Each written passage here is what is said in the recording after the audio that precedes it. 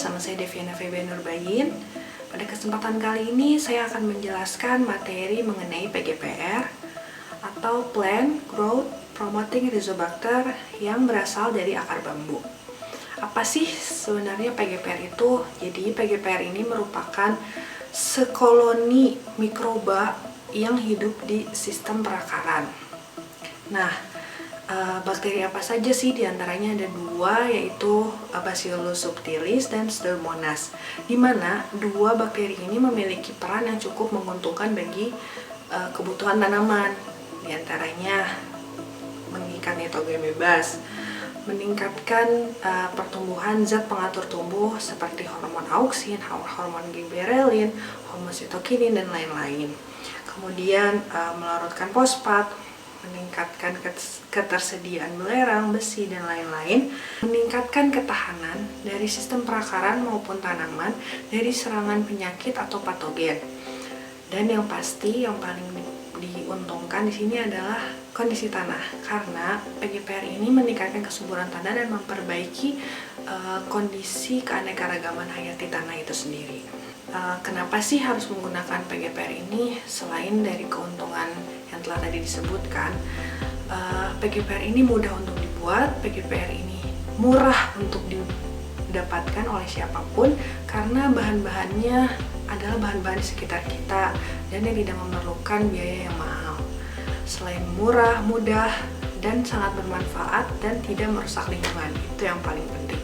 Nah, untuk lebih jelasnya, kita ikutin yuk cara pembuatannya. Proses yang dilakukan untuk membuat larutan PGPR akar bambu ini, yang pertama, mengambil akar bambu.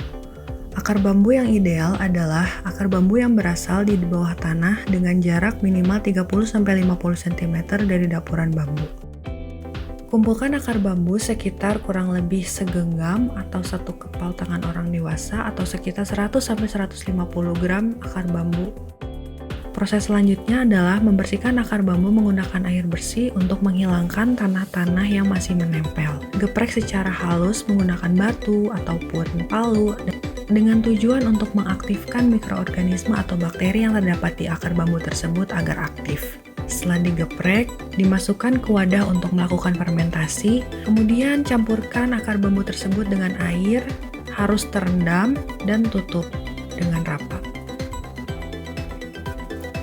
Akar bambu ini difermentasi selama kurang lebih 3 hari 3 malam dengan kondisi tertutup rapat, tidak boleh ada celah, dalam ruangan yang sejuk tanpa terkena sinar matahari langsung. Setelah 3 hari 3 malam, kemudian kita siapkan bahan-bahan lainnya. Bahan-bahan lain ini adalah makanan bagi bakteri yang telah difermentasi di akar bambu tersebut. Proses selanjutnya adalah memasak bahan makanan tersebut hingga mendidih. Bahan-bahan makanan tersebut dimasak kurang lebih 15-20 menit sampai semuanya tercampur dan semuanya larut. Kemudian dilakukan proses penyaringan. Proses penyaringan ini bertujuan untuk memisahkan antara dedak yang masih menyisa dengan cairan saripatinya. Setelah disaring, kemudian dicampurkan dengan larutan akar bambu yang telah difermentasi tersebut. Aduk hingga rata, dan selanjutnya adalah dimasukkan lagi ke wadah untuk fermentasi.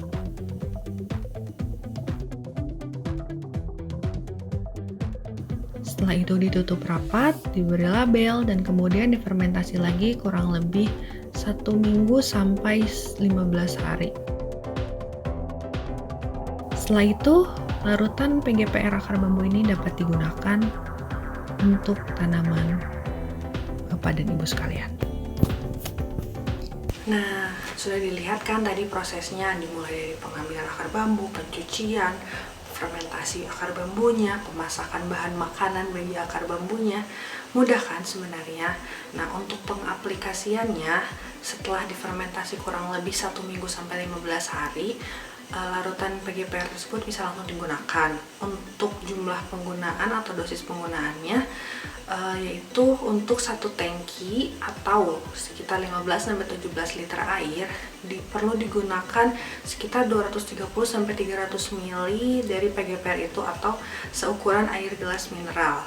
Nah, pengaplikasiannya itu bisa diaplikasikan ke seluruh lahan, ke pembenihan, ketika pemupukan, ketika pencegahan untuk atau menggantikan pestisida, bisa langsung ke perakaran. Nah, jadi PGPR ini bisa multifungsi gitu. Tidak merusak lingkungan, justru membantu tanah memenuhi kebutuhan unsur haranya, dan yang pasti aman bagi petani, bagi kita yang mengerjakan kegiatan pertaniannya. Sekian penjelasan dari saya mengenai PGPR akar bambu ini.